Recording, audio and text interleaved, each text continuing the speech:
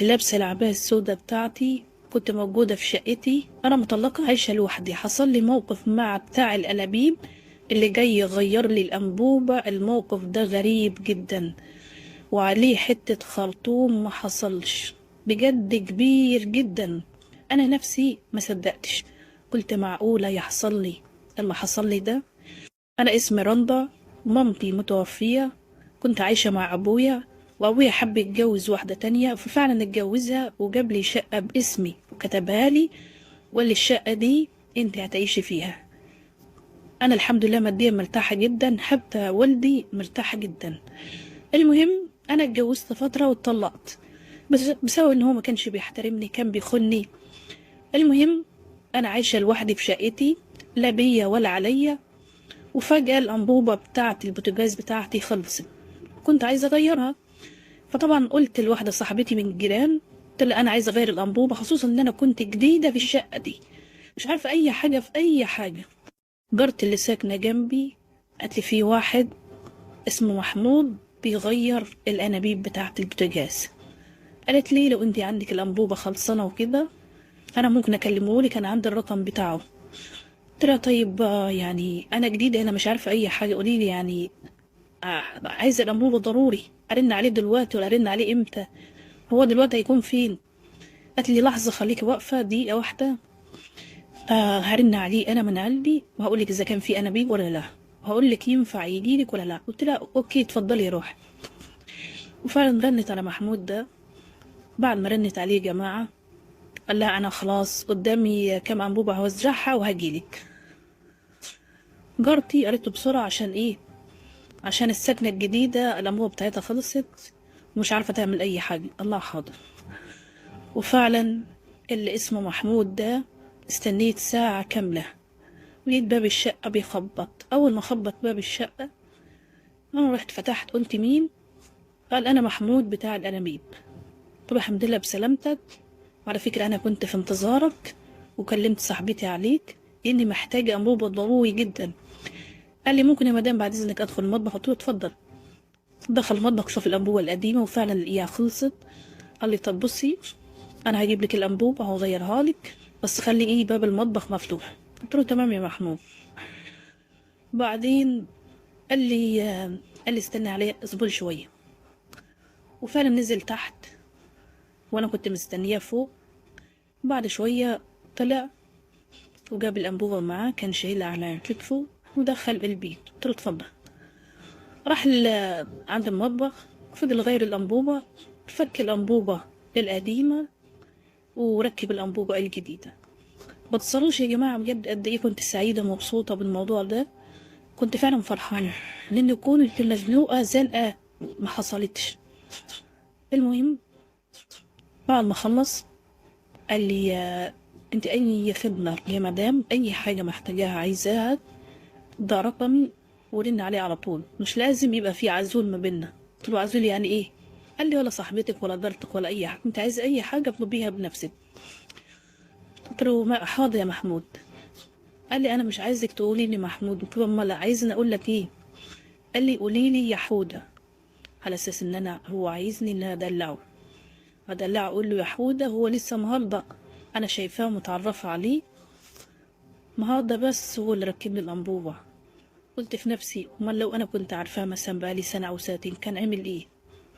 المهم قال على فكرة انا شغال في الشغلانة دي بقالي 7 سنين. قلت له ربنا يعينك ويساعدك ويقويك. قال لي على الله والله بس بنتعب قوي فيها ومحدش بيقدر. قلت له هتعمل ايه؟ ما هو اكل العيش كده، اللي رماك على المر الامر منه، ومعلش مفيش حد مرتاح في الدنيا دي، ولازم تتعب وتشقى وتجتهد عشان ربنا يوفقك ويكرمك. قال لي بقولك انت ارمله ولا مطلقه؟ قلت له مطلقه. قال لي ليه طلقك؟ ده انت بسم الله ما شاء الله عليكي جميله وكلك انوثه، بصراحه يعني اي حد في الدنيا يتمناكي، يتمنى التراب اللي انت بتمشي عليه. قلت له والله يلا كل حاجه في الدنيا دي اسمها نصيب. وبصراحه هو كان مهمني وكان بيخوني وكان معاملته مش كويسه معايا. قال لي ازاي ملاك جميل زيك ده المفروض اللي يتجوزه يعامله بكل لين ورقه واحساس ولطافه كده. قلت له يلا مش كله بيفهم، مش كله بيقدر. قال لي لا ان شاء الله ربنا هيوفقك ويكرمك بواحد احسن واجدع منه بمليون مره. قلت له تسلم يا محمود. قال لي انا قلت لك ايه؟ قلت لك حوده مش محمود. قلت له ماشي يا سيدي حوده. قال لي الله، طالعه من بقي زي العسل والسكر كلمه حوده. قلت له ميرسي ليك. قال لي بص بقى يا ستي، فضل يلمح وفضل يقول كلامه غريب وعجيب. قال لي ان هو كمان مطلق، طلق واحدة يعني كان متجوزها، طلقها من 2 سنين ونص، نفسه يتجوز مرة تانية وجرب حظه، وان الوحدة كانت صعبة بالنسبة له. فضل يقول لي يمين شمال شمال يمين، لحد ما شفت حاجات غريبة وعجيبة بدأت تظهر، حاجات غريبة جدا خصوصا من تحت. حسيت ان هو فعلا يعني مش ناوي يجيبها لبره. قلت له طيب خلاص يا محمود، عايز حاجة تانية؟ انت طولت قوي هنا يعني، وبابا حد يسأل عليك حد ما يكون محتاج انبوبة ولا؟ قال لي عادي ولا يهمك، انا ما صدقت لقيتك، انت احلى زبونة، انا اروح اركب انابيب عندها. قلت له ماشي يا سيدي تسلم. قال لي بلاش سيدي قولي لي يا حودة. المهم يا جماعة، قال لي نفسي في حاجة. قلت له اتفضل هي ايه؟ قال لي نفسي اشرب كوباية شاي. قلت له حاضر. وعملت له كوباية شاي وشربها. قال لي طب بصي، انا انتي امتى الانبوبة هتخلص تاني؟ قلت له ايه اللي عرفني، ممكن تقعد اسبوع اسبوعين.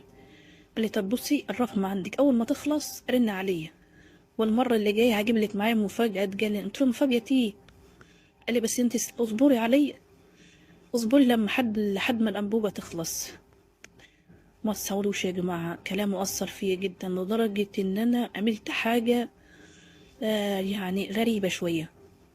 كنت بسخن مية عمال على بطال، وكنت بستهلك الغاز بتاع الأنبوبة بطريقة كبيرة جدا، على أساس أعرف إيه المفاجأة اللي هو قال لي عليها وإيه الحاجات اللي هو هيعملها.